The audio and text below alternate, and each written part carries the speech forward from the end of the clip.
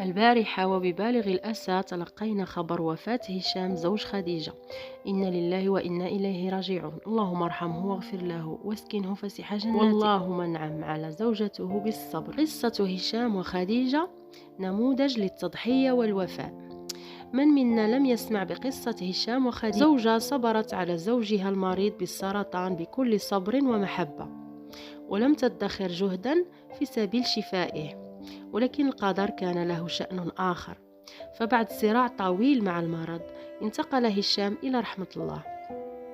إن قصتهما تذكرنا بمعنى التضحية الحقيقي وبقوة المحبة التي تتجاوز كل الصعاب.